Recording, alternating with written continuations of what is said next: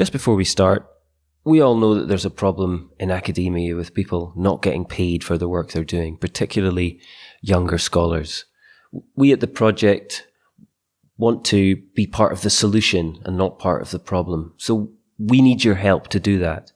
If you can afford to donate £1 a month to support this project and keep it free forever, please go to our Patreon page at patreon.com/projectrs and sign up there. If you want to make a one-off donation, you can do that too through our PayPal button on the homepage. But together we can help to change the culture of exploitation in academia. That's patreon.com/projectrs. Now here's the episode. Listeners, it's another Monday, which means it's Religious Studies project time. Woo! Yeah! I'm Christopher Make Cotter. it more like an American show. Let's, you go, hey, Chris, how you doing, Chris? I don't know, D. Yeah! This doesn't work. We're too British for this. Yeah, this hasn't really worked well. So this is one of the few times that I would self-identify as British in that context. I'm Irish, damn it. Anyway, I'm Christopher Cotter. He is David Robertson. We are the Religious Studies Project. And what are people tuning in for this week, David? They are tuning in for an interview with Dr. Margarita Simon Guillory on African American spiritual churches. And this is recorded for us by Dan Gorman. So although we're British, we're taking a trip across the pond for our first American interview of the season. So enjoy, y'all. Professor Margarita Guillory, thank you for joining us today. No problem. Thank you for inviting me. Today we're going to be talking about your new book on African American spiritual churches in New Orleans. Although I've been reading your book proposal, I understand the final title has changed. Yes, it's instead of More Than Conjurers being the primary title, it's now the secondary title. So it's Spiritual and Social Transformation in African American Spiritual Churches, More Than Conjurers. So perhaps the reverse order of what you wanted originally. Yes, but for marketing purposes, More Than Conjurers sort of took second place. They really believe that they can market the book better with the spiritual churches being in the primary title. So just people have some brief background. What is this what you wrote your dissertation about? So my dissertation was actually based upon ethnographic research pulled from spiritual churches in New Orleans. However, the dissertation was a little bit more theoretical in that it focused on the ways in which spiritualists in New Orleans utilize rituals and altars, personal and public altars, to articulate a complex form of subjectivity that I sort of coined in the dissertation called the dynamical self. The dissertation was a little bit more theoretical. I was able to use the dissertation to write a peer-reviewed article and 2 edited volume essays. However, it was a little narrow for the publisher's taste. So I sort of had to rework. I wrote an entire new book, basically. I see. So when you mentioned the idea of the dynamical self, I mean, it brings to mind sort of the grandiose theatrical aspect of a religious worship. I mean, you could say there's a dynamic self in many religions, but what's unique about the way that people express their religious beliefs in these churches? Well, I would say the way in which dynamic is sort of this sort of fluidity. But in the dissertation, I sort of expand upon this sort of fluid conception of the dynamic, and it's called the dynamical self. But the dynamical self is this identity form that is sort of this simultaneous expression of both a public collective identity that's based upon association with shared qualities with the group, but it's also sort of the construction of a personal identity form that's based upon one's uniqueness. And this is a theory that I didn't go into this community or these communities with this theory. This theory was really formulated based upon the data that I collected from the communities. So it's totally the reverse. I went in with no sort of expectation of what I would actually find. I just thought that the communities were really, really interesting. The data yielded the theory. So a data-derived argument rather than a data-driven argument. Exactly.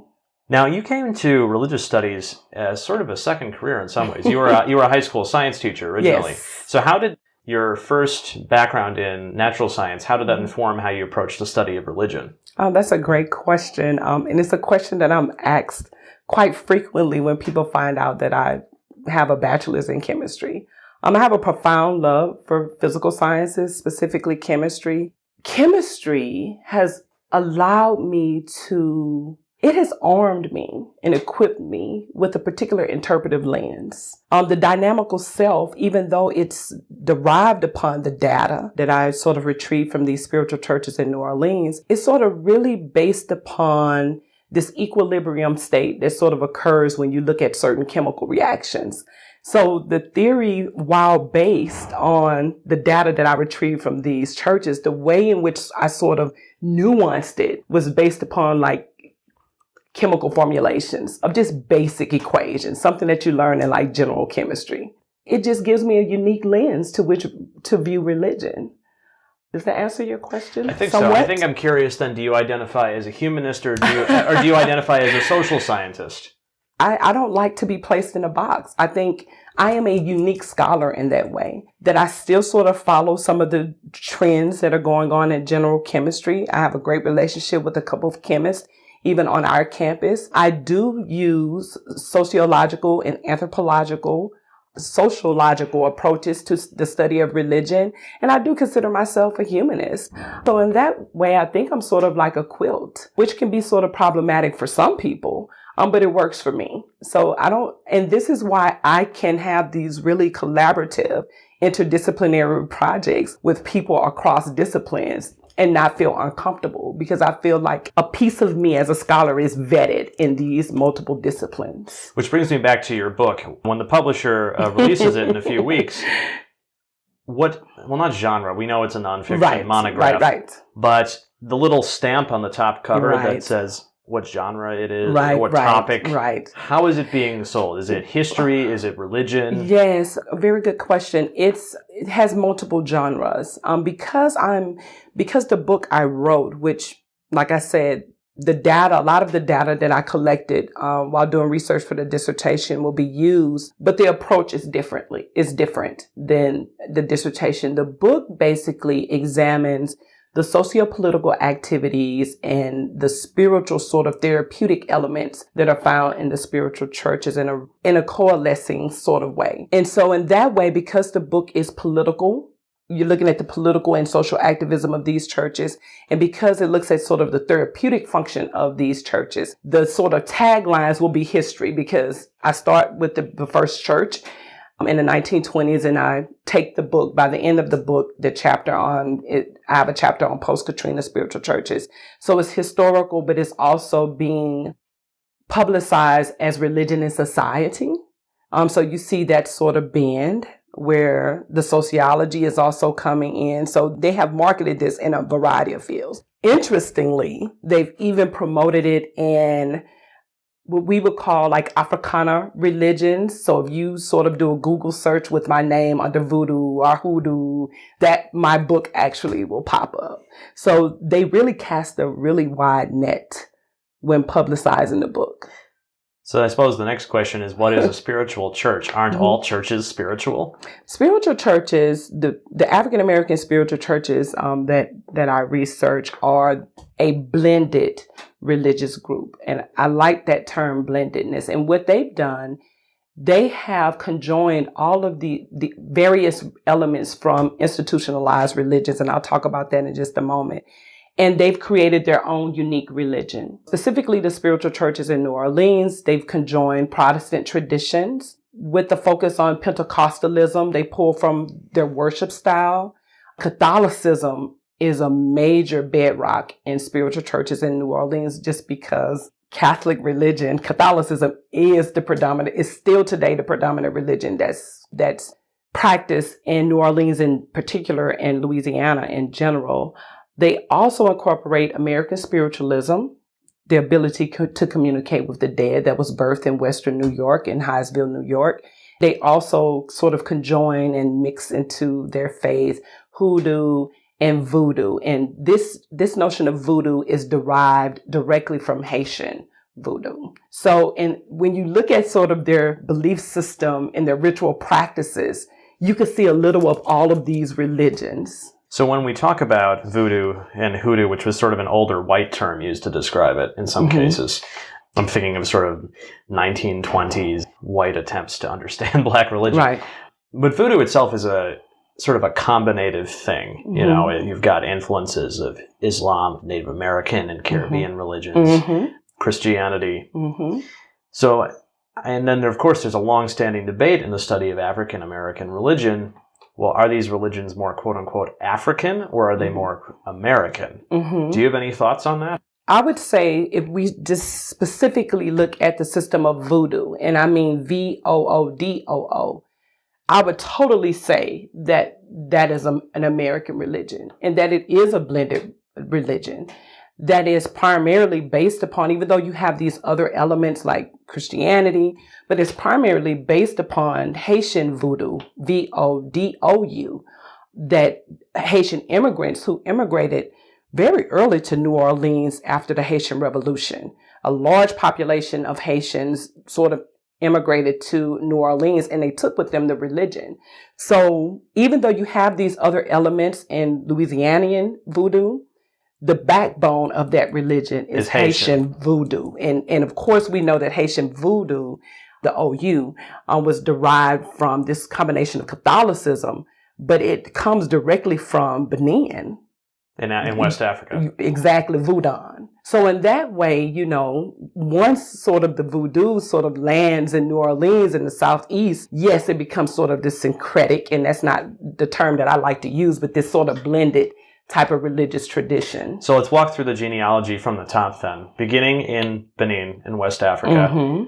So this would be, what kind of religions there? Are we talking about Islam? Are we talking about traditional spiritual beliefs? So this would be an indigenous, so Benin Voodoo is an indigenous religion. It is a combination of, and that word might be seen as a little, may be sort of interpreted as a little charge, but it is a combination of sort of the traditional religions that are being practiced in Benin. But of course, the scholarly term for it becomes Voodoo. I see. Right. So then, when slaves are brought to Haiti, those indigenous religions are brought there. Yes. And then they encounter Spanish and French Catholicism. Exactly. Depending which side of the island they're on. Yes. And then that finally goes to America where you have the collisions you're describing. Right. It's particularly in New Orleans. So how big of a population are we talking about? That's hard for me to say, like, you know, quantitatively. Like hundreds, thousands? That's hard for me to say quantitatively, like just off the cuff, but I could definitely have these sort of conversations qualitatively. But that's sort of tough to derive. We can sort of search and crunch the numbers, but those numbers would be sort of hard to derive. So let's talk about some of the churches you yourself studied in. Were they packed to the gills on a Sunday? What's interesting, post Katrina, the churches were packed. You had 50 plus churches. Pre-Katrina. Post-Katrina, 50 plus churches dwindled down to 2 churches in New Orleans. Is that because of population displacement? That's part of the problem. So part of the problem will be population displacement. About 70% of the 50 plus churches that were in New Orleans or operating in New Orleans pre-Katrina were located in the 9th Ward. So they were destroyed. And the last chapter of my book sort of talks about that, the ways in which not only were some of them structurally destroyed, but because of some very deliberate economical and political and structural changes that occurred in post-Katrina New Orleans, they were sort of the lands in which these churches, even if they were in a position where they could have, restored the church, they were taken and they were converted to green spaces. So was that eminent domain? Eminent domain. Many of the churches, I calculate about 40% of the churches that were located in post-Katrina 9th Ward were sort of taken back by the city via eminent domain. So there are multiple factors sort of feeding into why these churches have dwindled down to 2. Has gentrification also occurred? In the higher elevated levels of 9th Ward, gentrification is now occurring. They sort of call this area Holy Cross. They built a school. They have a private developer that's coming in. So that, and I'm saying higher elevation, but it's still below sea level. But it's higher than the dominant part of the Ninth Ward. It's being gentrified. So they're pushing out the poorer, mostly African American residents. They never let them back. Really, I see. Because they never built in the Ninth Ward for people who did choose to come back. They had no businesses, no stores. I think within the last 2 years, they might have a health clinic. So the infrastructure wasn't rebuilt for people to come back. So we can argue, was this intentional? Was this, we're going to let the Ninth Ward return to nature so it can sort of serve as the buffer or the retention land. So other parts of Louisiana, of New Orleans won't flood if we have another major storm and we have the breaching of the levees. So it becomes and I try to unpack that in the chapter 5 of my book, the ways in which the changing landscape around spiritual churches, we can tell a lot. If you look at the changing landscape of spiritual churches, it tells us a lot about other landscapes and shifting landscapes in New Orleans, demographic landscapes, social landscapes, economic landscapes, political landscapes. If you just focus on the spiritual churches, we can see all of these sort of dynamics that are going on post-Katrina. So I'm assuming the floodwaters destroyed substantial amounts of material culture, archives. Oh, definitely. Definitely. So what's left? I mean, were you working in people's attics? Were you working in I actually, what's interesting is when I first went to New Orleans was in 2000, maybe 10. And many of the churches were still standing. They were in horrible condition, but they were still filled with all the material culture, covered in all sort of mold and everything else. And of course, I was in those spaces. So some of the spiritual leaders who were really respected leaders in the city, Bishop Jackson, Bishop Stokes, he came from Detroit to give me a tour.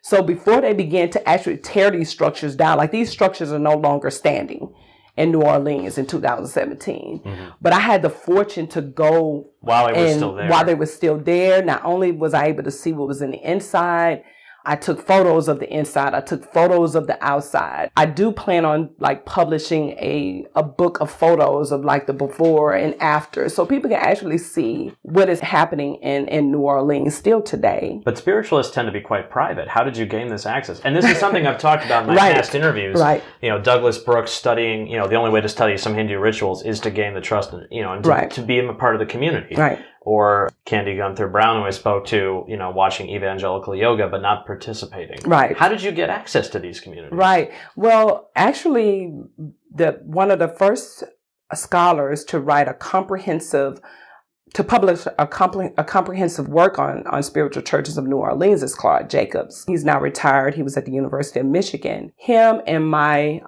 advisor, who was at the time my advisor, Dr. Anthony Penn, who's also done some work on spiritual churches, he went to Dr. Jacobs and told him, I have a student who's interested in the spiritual churches. And I was introduced to Archbishop William Stokes, who is now passed on, as the spiritualists say, to the other side. And it was through him, because he had been a part of the spiritual churches. So he came to Houston. We flew him to Houston. And him and I basically spent 2 weeks together in Houston, just getting to know one another. I took him to different archives. I interviewed him. And so basically, it was through him, but those 2 weeks, he had to decide in those 2 weeks whether he was going to trust me and actually introduce me and open the door or not. So I guess at the end of the 2 weeks, considering that I've published 80% of my scholarships is on spiritual churches, I must have gained his trust. And after that, because he was coming from Detroit, he said, he would be really excited about introducing me to people in New Orleans. And so I won a Ford dissertation fellowship, and I was able to pay for his travel, and we spent a summer.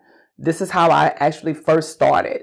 We spent a summer in New Orleans together, and it was remarkable. And generating trust. And because that you're not stealing their stories. Exactly. And because he had been a part of the spiritual churches by that time, over 5 decades, people trusted him. And they knew that he wouldn't just bring anyone into the community that wasn't going to sort of take their religion and do something with it in a really fundamental, positive way. And that's the line between being curious and then between past scholars who basically were stealing. Exactly. And I've invested a lot of time. So this was like the groundwork. I wasn't even really collecting data at this point. I was just building relationships. So you asked me, how did I get in? Because they are very secretive. This is why there hasn't been a lot of scholarship surrounding spiritual churches, because some people have mishandled what they've given the scholar. And so I had to spend quite a bit of time building relationships. But once I built those relationships, it was like the floodgates opened. They were so excited about sharing their faith with me. Professor Guillory, we're almost out of time, but I'd like to ask briefly, several of the early chapters in your book focus on female leaders in the church. Women like Mother Leafy Anderson. Yes. Could you just speak briefly about female leadership in these churches? I can. This is why I like the book that I've published instead of the dissertation, turning it into a book. This book really highlights the political savviness, the entrepreneurial spirit of women in New Orleans, specifically from the 1920s, early 1920s through the 1940s. These were women like Mother Leafy Anderson, Mother Catherine Seal. These are women who not only purchased property, but they built structures from the ground up. For instance, Mother Leafy Anderson, she built her church from the ground up, property that she purchased. And the organization that actually financed the building of her very lovely church for the 1920s was the Italian Homestead Association. If you go and look at the history of the Italian Homestead Association in New Orleans, they were not freely giving money to African Americans to build businesses and structures. That wasn't like their social function. They were committed to sort of Italians and Sicilians in particular who were coming into New Orleans, actually utilizing them as a pipeline to build and then to invest in these communities. So it was really interesting that she was able to get them to finance. And have a completely different religion. Well, but what's interesting is that her church, and I talk about this a bit in the book, was about 30% Sicilian. Well, that's interesting. Very interesting. Which means the church was racially integrated in the 1920s. It was. And also Mother Catherine Seals, the manger, was about 25 to 35. We can't get our hands wrapped around the exact number, but hers was also an integrated religious compound. And during her time, there were segregation laws about cohabitation. And not only that, you had lynching. Exactly. And so these women, and this is what I love about the book. The book sort of highlights sort of the courageous activities, and they were really savvy when it came to business too. They had an entrepreneurial sort of model of earning money using the religion in a way that was just, they were ahead of their times. They were like, I guess we would call them like our large mega churches today. Sure. They were like the mega churches of the 1920s. So the book really highlights sort of the social activism and the ways in which these women also met the spiritual needs of individuals, both black and white, which is amazing. The book sort of talks about that they were, they wanted to be an anchor for the black community, but they also served sort of the white population who was sort of seen as who were being marginalized by class and by ethnicity. They also served those populations as well. So just to wrap up, I'll say that reminds me in some ways of, it's a quite old book, but Arthur Fawcett's Black Gods in the Metropolis. Yes. So for those of our listeners who aren't familiar, Arthur Fawcett, an African-American scholar, wrote this book in the 1940s about the urban religions, mostly in Philadelphia. Mm-hmm. And these were like your spiritual churches. These are small groups, many of them led by women, and they're exercising creativity in ways that white society doesn't want to allow them. Mm-hmm. So, and Fawcett also discusses the idea of, foreign religions being translated in America. So clearly, these questions are still viable and thought-provoking 70 years later. Yes. Perfect ending. So, and I will ask, what's the next project? Oh, the next project, African American Religion in the Digital Age. So I am, while I'm still publishing essays and peer-reviewed articles on spiritual churches, I'm sort of moving in the direction of digital religion. Specifically, I'm looking at the ways in which people of African descent are utilizing technological advances to express multiple forms of religion. So I'm working on a chapter now on Black humanism and Black atheism, and the way in which it's promoted among millennials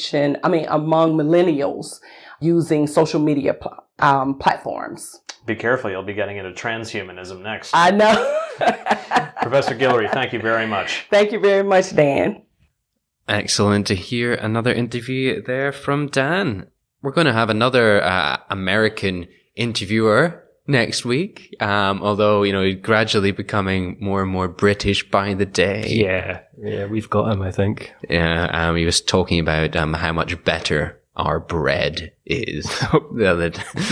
God almighty. Anybody who lives in mainland Europe's just like their mouth hanging open in disbelief. Exactly. We're going to be hearing from Tommy Coleman next week, and he's been speaking with Ingela Visuri on autism, religion, and imagination. So that's quite an interesting topic. Very interesting, yeah. Always great to have Tommy's interviews. If you don't know, Tommy is one of the driving forces behind the RSP and really does a lot of the work on a week-to-week basis. So when he gets time to do an interview as well, it's always a treat. But he also brings that psychological, cognitive perspective that isn't Chris or I's speciality. So it's always great to have his contributions. Yeah. And also over the past few weeks, you should have been experiencing a bit of a change in the Ops Digest. Jana Schuli at Bergen had been doing the Ops Digest for about 3 years and was a stalwart member of the team and highly dependable, but due to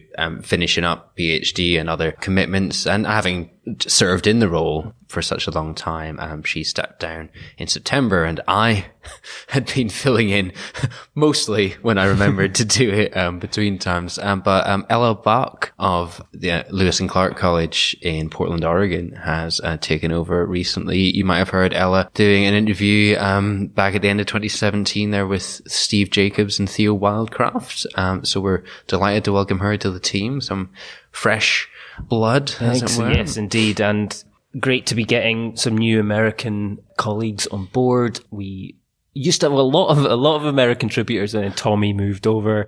Brad became suddenly extremely important in NASA, and Dusty and Dave. Got busy. But, to go back to Jana for a second, this is a good reason why you might want to think about contributing to our Patreon page, because all of these people are giving up their time. Jana did it week in, week out for about 2.5, 3 years, for your benefit. So if you can spare £1, $1 a week, not even half the price of one cup of coffee, then you would be doing an enormous amount to support the work that they do. Exactly. So thanks also to our entire team, who you will hear in our play out that comes after one or the other of us says. Thanks for listening. That's the one. The Religious Studies Project is sponsored by the British Association for the Study of Religions, the North American Association for the Study of Religion, and the International Association for the History of Religions. Brought to you by founders and editors-in-chief Chris Cotter and David Robertson, and managing editor Thomas J. Coleman III. Our features are edited by Jonathan Tuckett, and our Opportunities Digest by Jana Schuli. Podcast transcription by Helen Bradstock, with audio assistance from Gregory Schneider and Samuel Ward. Social media managed by Ray Radford, and sales and marketing by Sammy Bishop. Don't forget, you can support the project using our amazon.com, .co.uk and .ca links, or by donating at patreon.com/projectrs. And you can find us on Facebook, Twitter, Google+, YouTube, iTunes, and other portals.